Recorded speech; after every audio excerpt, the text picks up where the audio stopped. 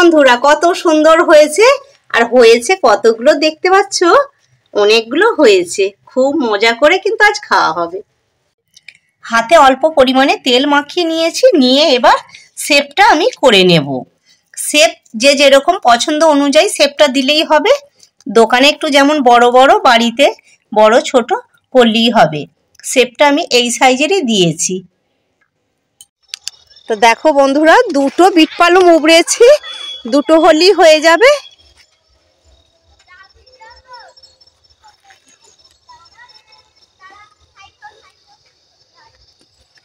এবার বাড়ি চলে যাই। আলু গাছগুলো কত সুন্দর হয়েছে এবছর। বিট পালুমটা আমি উপরে নিয়ে এসেছি, এবার কাদা আছে তো আমি একটু ভালো করে ধুয়ে নেব। তা প্রথমে আমি ভেজিটেবিলের মশলাটা করে নেব। নিয়েছি তেজপাতা, 4টি শুকনো লঙ্কা, 1টি দারচিনি আর নিয়েছি গোলমরিচ। এবার দিয়ে দেব, এতে আছে জিরে আছে, মৌরি আছে, 1টি এলাচ আছে, ধনে আছে। এটাকে ভেজে নেব।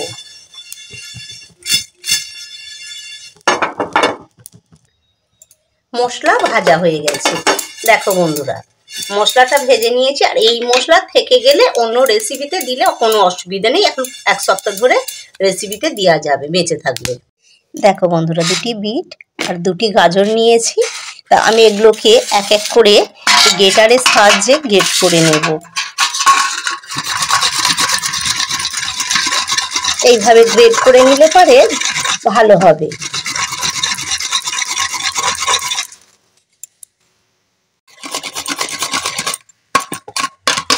দেখুন কত সুন্দরভাবে গ্রেট করে নিয়েছি, হয়ে গেল গ্রেট করা। এবারে এই বিটটাকে আমি গ্রেট করে নেব।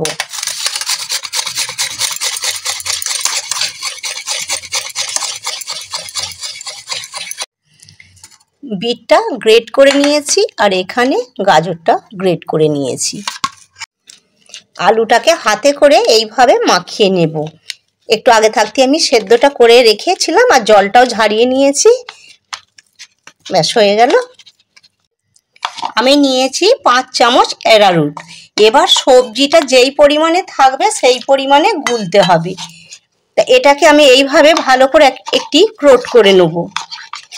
খুব মোটাও করব না, খুব পাতলাও করব না, এইভাবে পাতলাটা থাকবে। তাই কোটটা দেখিয়ে দেব, ঠিক এইভাবেই পাতলা থাকবে। আর তোমরা পারো ময়দা করে নিলেও হবে, অসুবিধা নেই। একটি কড়া বসিয়ে নিয়েছি, কড়াটি গরম হয়ে গেছে। দিয়ে দেব সরিষার তেল। এবার এতে দিয়ে দেব বাদাম। বাদামটাকে আমি চীনা বাদাম রোদে দিয়েছিলাম তো পুরো খোলাটা উড়ে গেছে, তা ভেজে নেব।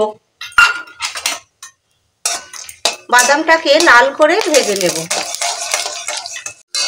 বাদামগুলো লাল হয়ে গেছে, তুলে নেব। ওই তেলেতেই দিয়ে দেবো, বাদামের তেলে 1 চামচ 5 ফোড়ন আর দিয়ে দেব কাঁচা লঙ্কা। এবার দিয়ে দেব আদা বাটা। কাঁচা লঙ্কা ফোড়নের একটা খুব সুন্দর সেন্ট উঠেছে। এবারে দিয়ে দেব বিট। বিটটাকে দিয়ে নাড়াচাড়া করে নেব। বিটটা 1 মিনিট নাড়াচাড়া করে নিয়েছি। এবার দিয়ে দেব গাজর কুচিটা।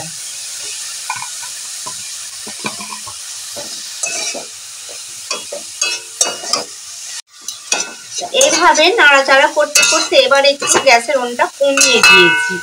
এবারে একবার ঢাকা দিয়ে দেব। একটু দিয়ে দেব হলুদ গুঁড়ো আর দিয়ে দেব অল্প পরিমাণে লঙ্কা গুঁড়ো আর দিয়ে দেব স্বাদ হওয়ার জন্য অল্প চিনি। এবার দিয়ে দেব আলুটা। আলুটা কিন্তু সবটা দেবো না, সবটা দিলে কিন্তু ভালো লাগবে না। আলুটা দিয়ে এর ওপরে ভালো করে আমি নাড়াচাড়া করে নেব। পুরো মশলার সঙ্গে বিট গাজরের সঙ্গে মিশিয়ে নেব। এবারে দিয়ে দেব সব রকমের মশলা। এই মশলা ভাজাটা দিলে ফ্লেভারটা কিন্তু খুব ভালো হবে। এবার এর ওপরে দিয়ে দেব স্বাদ মতো নুন। নুনটাকে দিয়ে ভালো করে নাড়াচাড়া করলে জলটা বেরিয়ে যাবে। এবার দিয়ে দেব 1/2 চামচ গা ঘি। গা ঘিটা দিলে কিন্তু খেতে অপূর্ব স্বাদে হবে। শীতকাল বলে ঘিটা পুরো বসে গেছে একদম। এবারে দিয়ে দেব বাদাম কুচো। বাদামগুলো, এই ভাজা বাদামগুলো দিয়ে দিচ্ছি। এবারে দিয়ে দেব ধনিয়া পাতা কুচি।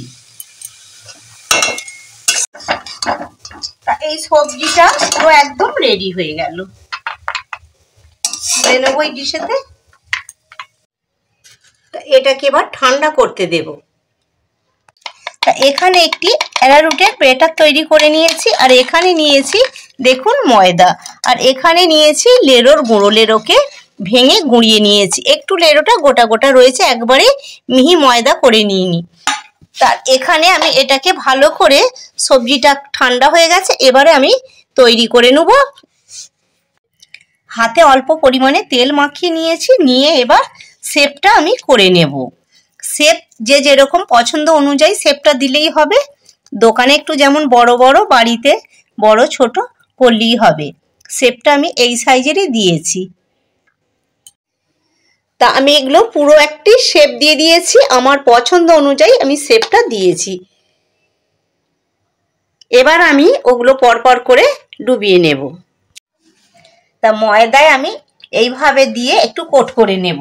ঠিক এইভাবে আকারটা দিয়ে নেব, সব জায়গাটাই যেমন লাগে ময়দাটা।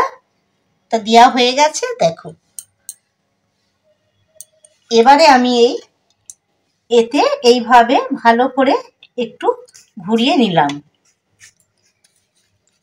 এবারে আমি লেরোর গুঁড়োতে এইভাবে মাখিয়ে নেব।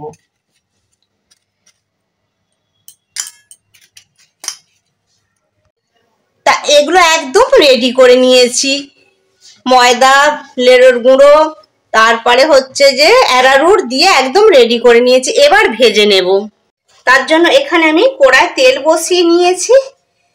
তেলটা গরম হয়ে গেছে। এবারে আমি এক এক করে দিয়ে দেব।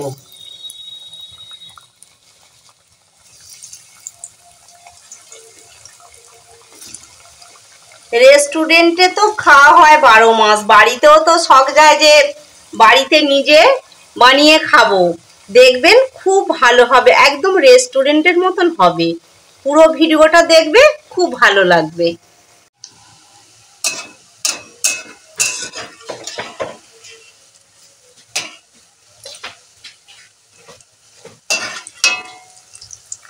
বাড়িতে বসে যে এত সুন্দর, মানে যে কোনো খাবার বাড়িতে বানানো হয় যখন, মনে হয় যে আমি অনেক কিছু শিখেছি, আর এত ভালো লাগে কি বলবো।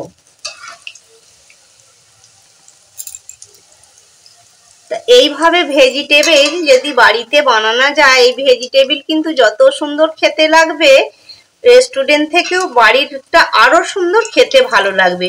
নিজে হাতে বানালে পারে না, জিনিসে খেয়ে মজাটাই আলাদা। একটাও কিন্তু এখনো পর্যন্ত ফেটে যাচ্ছে না, ঠিকই আছে।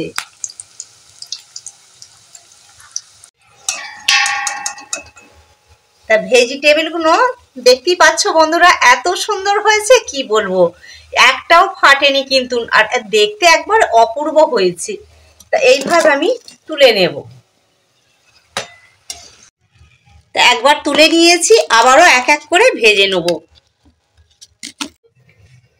আবারও এগুলো এক এক করে দিয়ে দেব। এত ভালো লাগছে ভাজতে, মনে হচ্ছে অনেক হলে অনেকই বসে বসে ভাজি। দেখো বন্ধুরা, কত সুন্দর ভেজে ফেললাম। তাহলে দু ফোলাতেই একবারে পুরো সব ভেজিটেবল গুলো গুছিয়ে বাগিয়ে ভেজে নিলাম। দেখো বন্ধুরা কত সুন্দর হয়েছে, আর হয়েছে কতগুলো দেখতে পাচ্ছ, অনেকগুলো হয়েছে। খুব মজা করে কিন্তু আজ খাওয়া হবে। আওয়াজটা পাচ্ছেন কত সুন্দর হয়েছে, দেখো এবারে খুব আওয়াজ হচ্ছে, খড়খড় করছে একদম। তাহলে একদম বন্ধুরা রেডি।